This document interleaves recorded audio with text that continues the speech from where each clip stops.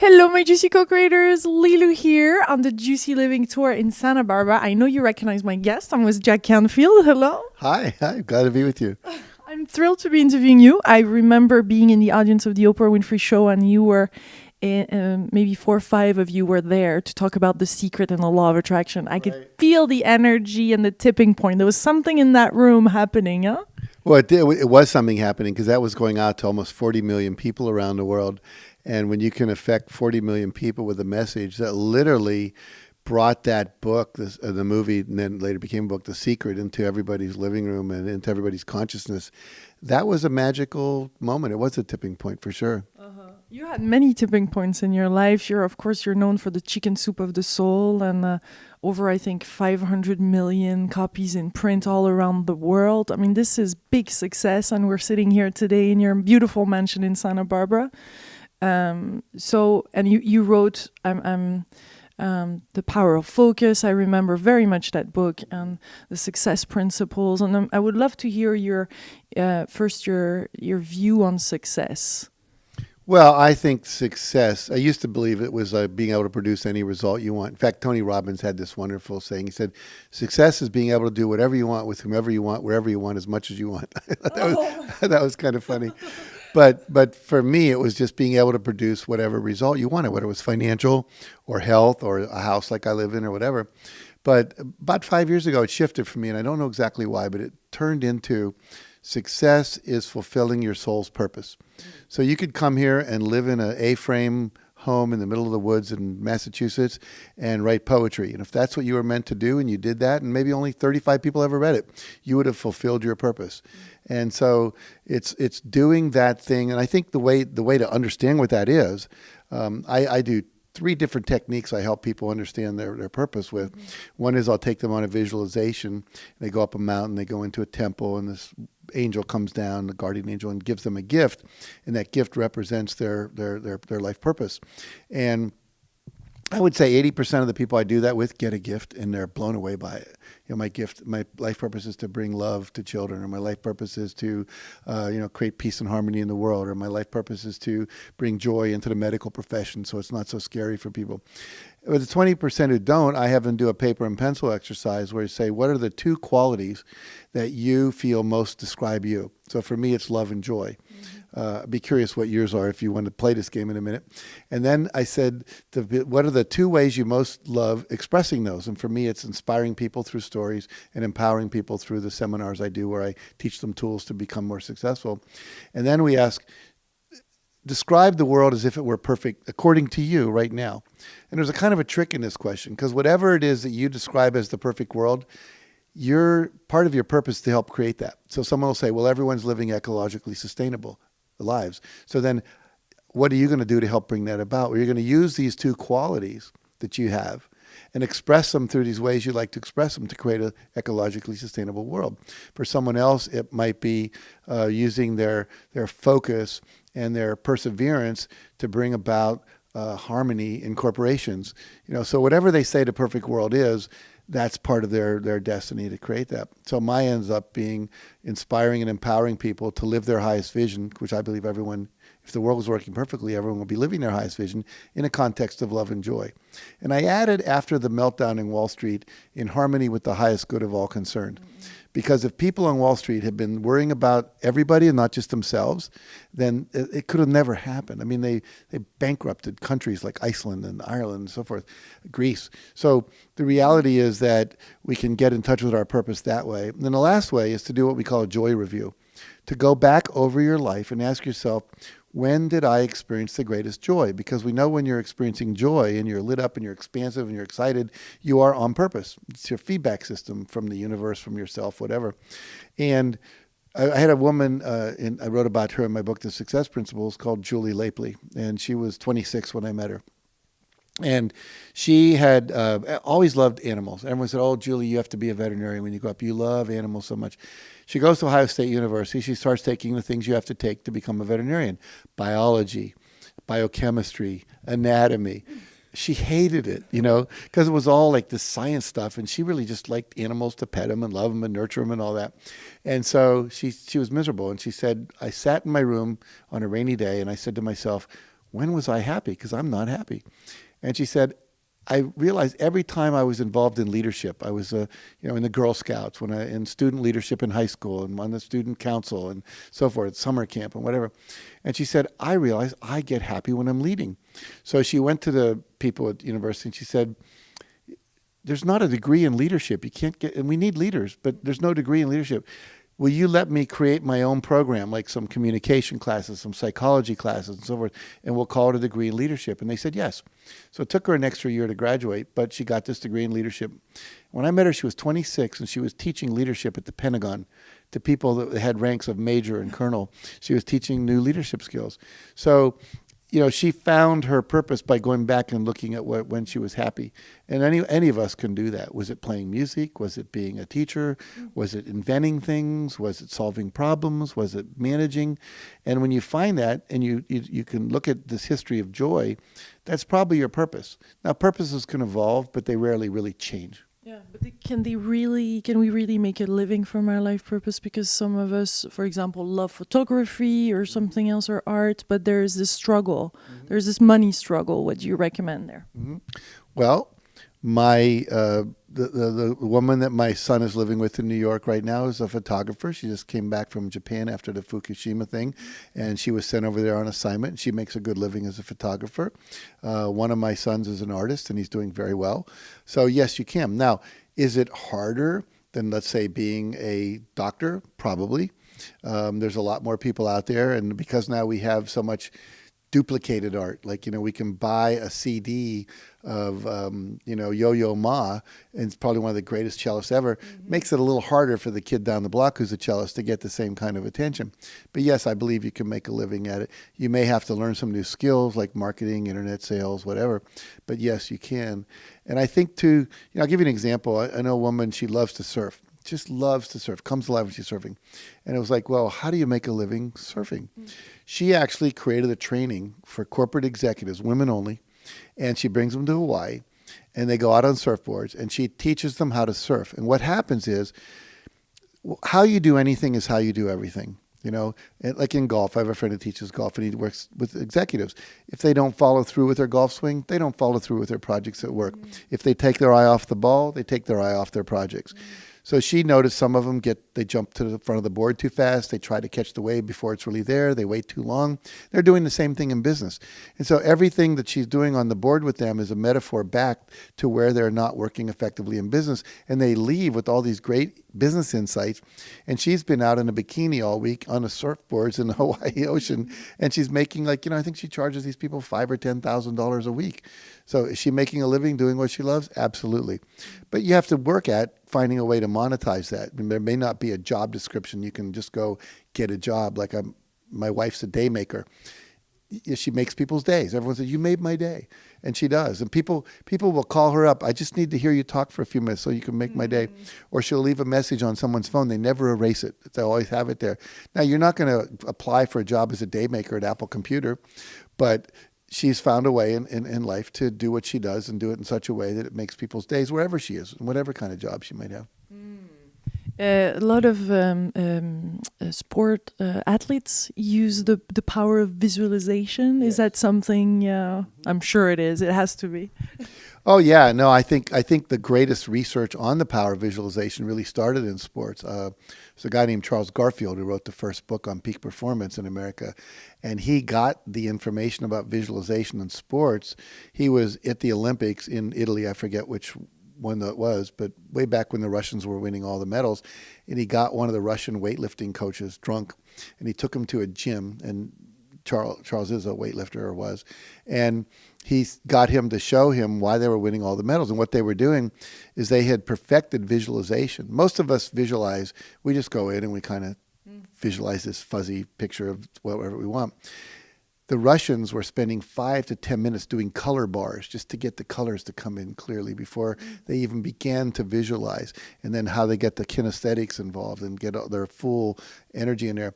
And after Charlie got all this out of him, we started teaching visualization and athletics more. I mean, some people naturally did it. They'd say, oh, I can see it so bad. I can taste it, I remember reading about I think it was Fran Tarkenton's a great quarterback in American football one time. He said, I would lie in bed at night before a game, and I would imagine every possible scenario against any possible defense the other team could give. We're on the 5-yard line, they're in a nickel defense. We're at the 50-yard line, it's a 3-2-1, whatever. And he said, I would imagine what play we were going to do, and I would see it perfectly, everyone doing their thing. And so some people naturally just visualize it, but all of us can learn to do that. And every golfer who's learned to do it, every athlete of any kind that's learned to do it, has improved their performance. And we know the body can't tell the difference between a real event and an imagined event, which is why you can have a stick on the ground that looks like a snake and you almost pee your pants because the imagination is so real your body can't tell the difference. I take people in my seminars, teach them this. I'll have them stand up, close their eyes, and I have them imagine they're standing on the top of the tallest building in the world, which today is the Burj Khalifa in Dubai, which I've actually been to. And this Tom Cruise Mission Impossible, the last movie was filmed there. And so you're like, 125 stories up. And I have them imagine walking to the edge of a terrace that has no railing. And then they have to look down. And invariably, everyone, you can see people shudder, they jerk, you see them pulling back. Now, where were they really standing in a room? The worst they could have fallen was like 3 or 4 feet onto the floor. But they had sweaty palms, their heartbeat went up, etc. Why? Because the body cannot tell the difference between a real event and an imagined event.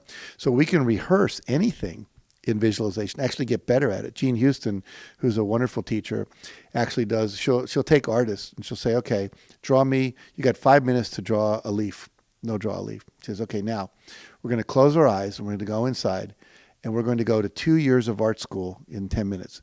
And she has you imagine you're studying with a master and they're teaching you about shading and they're teaching you about lighting and they're teaching you about, lines and all this stuff. And then they come back. It's been 10 minutes. And then they draw another leaf. It's like looking at a third grader drawing a leaf and a master drawing a leaf like Rembrandt. The night and day difference is so amazing. And what all they did was they accessed the part of them that actually knows more, but it's not being accessed by the mind. And so visualization can increase our performance, and I would say like 500%. I've actually participated in that with Jean and watched it happen. It's amazing. I've watched her do it with instruments, people that play an instrument, and then they do this 2 years and 5 minutes thing, and they come back, and oh my God, they play 10 times better. And then also we can use imagery to put in an image so that our subconscious will actually come up with a solution to a problem. Like when I wrote Chicken Soup for the Soul, I didn't have a title. Meditated, asked for a title, thought about it for weeks and went into meditation. On the third day, out comes a hand, it writes chicken soup. I say, what's chicken soup have to do with it? I said, your grandmother gave you chicken soup when you were sick. I said, oh, it's not sick. Book's not about sick people. The voice said people's spirits are sick. Chicken soup for the sick spirit. Chicken soup for the spirit. Chicken soup for the soul. Goosebumps. Oh, yeah. Title, it's now spawned a business that's worth $100 million. Yeah. So create the imagination. We always say a picture is worth 1,000 words or 10,000 words. Why is that? Because visual pictures are much more powerful. The subconscious thinks in pictures more powerfully than it thinks in words. And that's why, we will see just one photograph and a whole world of emotions go through us. Whereas I could say a name, I'd get some, but it wouldn't be the same thing. Mm-hmm. So there's a big part of the imagination, right? And we have to start letting go, I guess. Being in that process of visualizing, we have to start imagining and adding some things. And could we go the wrong way, maybe? Well, a lot of people tell me I can't visualize. I close my eyes, I don't see anything. Mm-hmm. And if anyone's watching this and that's you, what I'll do in a seminar is I'll say, okay, close your eyes, you who don't see anything, right? I'll say, can you imagine your car at home? They go, oh, yeah. Can you imagine sitting behind the wheel? Yeah. Now, in a moment, I'm going to ask you to open up the glove box or whatever you call there's another term for that. I can't think of it right now. La boîte à gants? Yeah, very good in French. And I want you to imagine there's something in there we would never expect to find in your glove box. So go ahead and open it up and tell me what it is. And I go, oh, it's a gun, or it's a doll, or it's an apple. And I'll say, can you see it? Not really. How do you know? I just know it's a gun. That's visualization. And there's some, about, I don't know, 15 to 30% of people are what are called eidetic visualizers. They actually see it like a Metro-Goldwyn-Mayer Technicolor Super Scope Dolby Sound movie. Most people don't, and they think they're not visualizing. But just thinking the thought and kind of picturing it in your mind. Now, what you can do to develop your visual capacity, because you can do this, you can train yourself. Like right now, we're sitting here in my living room, and I'm looking at a lamp. I can close my eyes and try to imagine the lamp. Then I open my eyes and go, oh, I missed all the little dots going down the side. So I close my eyes, I put the dots back in. Then I open my eyes, oh, I missed a little rim around the bottom of the shade, and I put that back in. Open my eyes, oh, there's light on the left-hand side there coming in from the window. I put that in. So you're beginning to build the visual muscle. And the more you do that, the more powerful your visualizations become. So I think it's a valuable thing to learn how to do. Some people, it comes natural. Others of us have to train ourselves. Is there some other tools that you have seen when you actually talk about success or peak performance, even that are really, really handy besides visualization? Yeah, I teach a whole system. It has 64 principles of success in it, but there's about 25 that I call the core basics. Like, like you have, like if you're going to play soccer, you got to be able to kick a ball. You have to be able to catch it with your head, and there's certain skills you have to develop. So these are them. Number one, take 100% responsibility for your life. If you're a blamer and complainer, you're in trouble. So give that up. Number two, get in touch with your life purpose. Because if you're setting goals that are not aligned with your purpose, it's what Stephen Covey described as getting to the top of the ladder and finding out the ladder is leaning against the wrong wall. You don't want to do that. A lot of people go, my God, I'm successful. I'm not happy. Well, you got the house, you got the car, you got the fame and the fortune, but you never developed yourself spiritually, or you didn't discover that you needed to be of greater service, or that relationships were important in your life, whatever. So get really clear about your purpose so that your goals are the manifestation of that. Then create a vision. What would your ideal life look like if it was perfect in health, relationships, fun and recreation, travel, possessions, money, job, career, etc., and service? And then when you've got that clear vision, now set specific measurable goals. How much by when? See, to say I want to lose weight has no effect on the subconscious. But I will weigh 175 pounds by August 15th, 2014. That basically tells the subconscious, I want this result and I want it by that date. Now, if I close my eyes and visualize what I would look like, and I visualize doing the activities like exercising, eating healthily, saying no to sugary desserts, etc., then my mind gets programmed to come up with that picture. We've all put GPS systems in our cars lately, or we have them on our iPhones and we use them in our cars. I can go into my car, I have a Lexus outside, and I type in an address in LA I've never been to before, and my car says, take an immediate right, go 100 yards, take a left, get on the freeway, stay here for 84 miles, we'll talk to you later.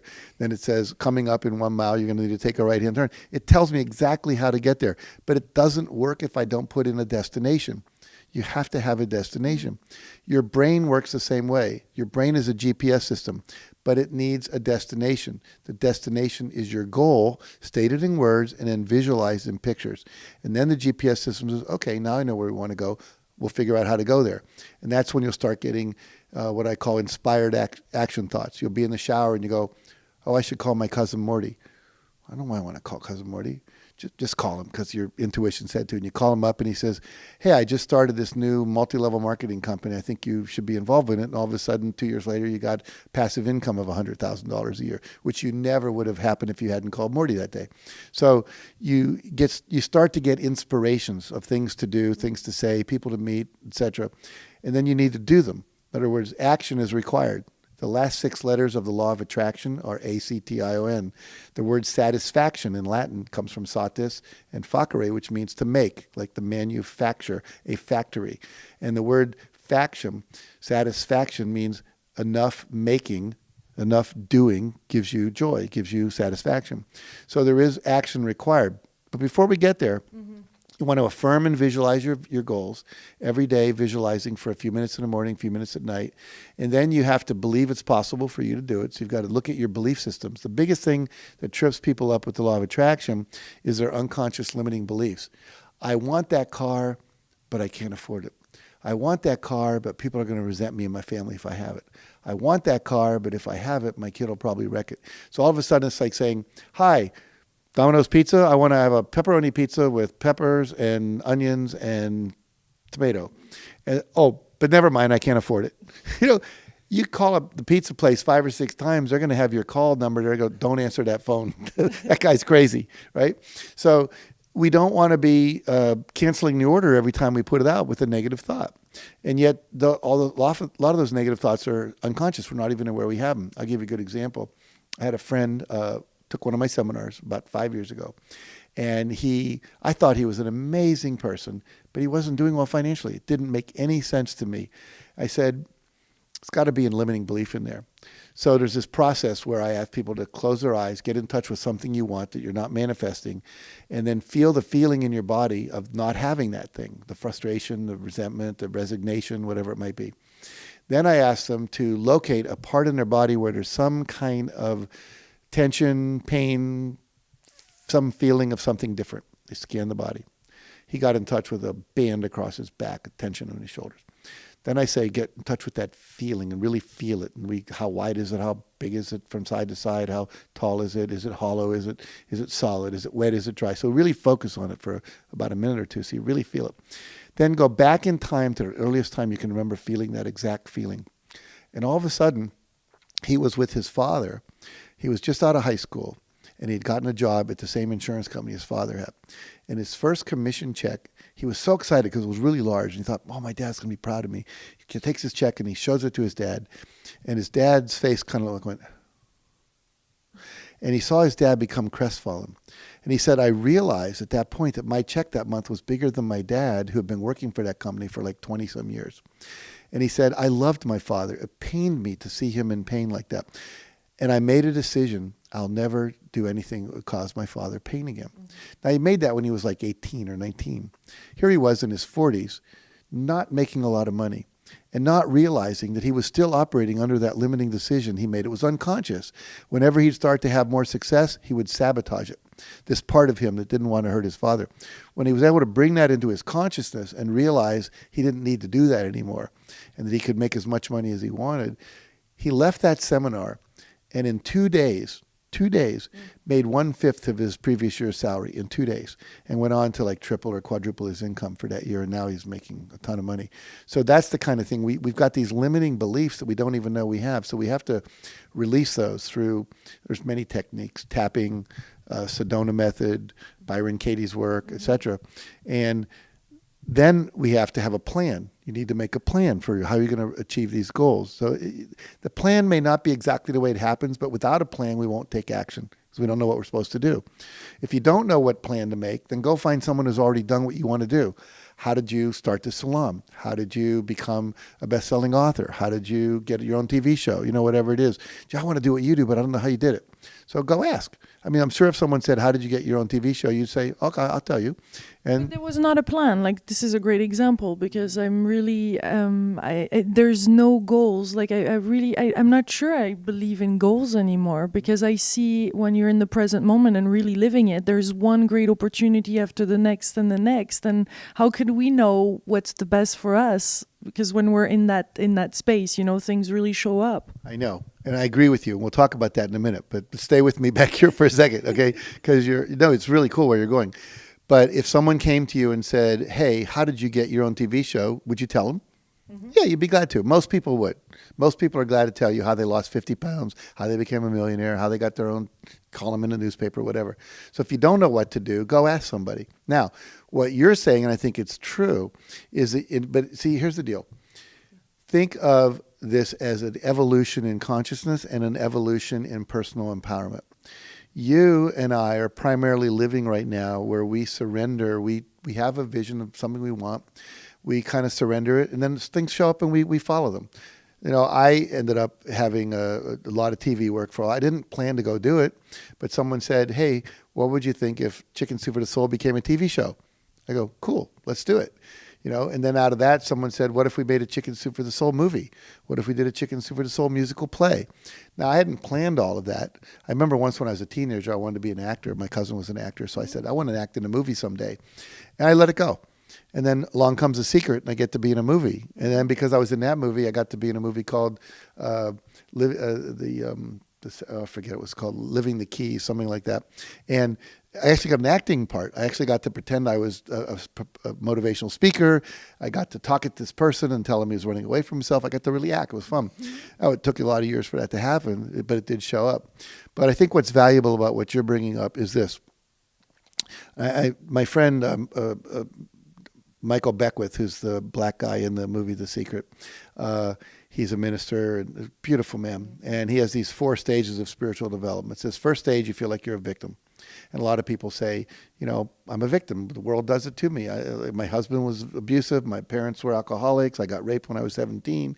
Someone just robbed my apartment. I always feel like someone's doing something to me. Why? God, I feel like God's out to get me. But at a certain point, if you're lucky or if you're conscious or if you choose to or if someone bumps into you hard enough, you realize I'm not a victim. I can take responsibility for my life. And then you realize that the universe can be manipulated through these laws, like the law of attraction, the law of reciprocity, the law of vibration, so that if I meditate, if I have a desire, if I do the certain steps and do visualization and so forth, these things actually produce results. That's where we were talking about people having a plan. But if you do that long enough, there's another evolution that occurs in spirituality where you begin to go, oh, if all these laws are so predictable and they work, there must be something bigger called the lawmaker. There's like, who created all these universal laws? Source energy, God, whatever. And then you begin to go, well, maybe I should be getting out of my own little ego and asking God what I should be doing. So you become a channel for God's energy. People say, I'm doing God's work. My life is about service. And then if you do that long enough, you begin to go, maybe I'm not just a channel. Maybe this energy that's coming through me is also me. Michael Beckwith says at his church is something like, God coming through me as me. Mm-hmm. And that's really where you eventually get. And then you get someone like an Eckhart Tolle or a Dalai Lama or a Ram Dass or some of these great spiritual teachers who literally live in that space of being God conscious all day long. When Ram Dass says, I am loving awareness, I was interviewing him in Maui, and he says, I am loving awareness, I am loving it. And you could feel it. You're totally in that space. Oh, my goodness. When I'm there, I have this affirmation that I am, and I share God's living love. And that's it. I am God's love, and I'm sharing it. So there is this channel called me, because I am individuated. But I'm also like a cell in a body. I mean, your nose cell isn't less you than your eyeball cell. But we still call it an eyeball and a nose, and we think they're different. But they're all still you, and they're all still me. And so ultimately, when I'm meditating, when I come out of meditation, when I stay conscious throughout the day, which I don't always all the time, but I'm in that space. And then I'm just pure love. I'm pure awareness. And and I've been with Ram Dass, and I know the feeling, when he's in that space, he draws you into that space, because it's like what the Indians call doing darshan with the guru. They don't have to say a word. You're having a transformative experience. It's great to hear you say those words, because I'm used to the business portion of your work. So it's wonderful to be able to speak spirituality and loving awareness and those unconditional love, and it's really great. It's an aspect I would love to hear more of. Well, I'll tell you something interesting. I'm just toying around with a couple of other people, one in Europe, one in Florida, about doing a book where we're going to interview billionaires who are not just. There's two kind of billionaires. I mean, we can divide them up any number of ways, but there's billionaires that are just kind of greedy and controlling, and there's billionaires that are loving and caring and making a big difference. And what we're finding is how many billionaires are in the closet about their spirituality, but that they're meditating. I mean, there's some that aren't. Like Bill Ford, who runs the Ford Motor Company, he does Vipassana meditation. He studies with Jack Canfield. I've been meditating for 40 years. The guy that started Reading's Fun, who sold it to Reader's Digest for $300 million, eventually they gave it back to him because they couldn't run it, and he's super, super wealthy, is a transcendental meditator. The guy that runs Zappos Shoes, Tony Hsieh. We could go down the list of people that have become billionaires. Stephen Jobs was a meditator. I mean, I think he got many of his ideas and breakthroughs through meditation. That's why Apple was so amazing. So I think that if someone said, what's a really good business tool? I'd say meditation, because it taps you into your own creativity. It taps you into, you become sensitive to the marketplace. You become sensitive to your employees. You create a much more harmonic and creative workspace.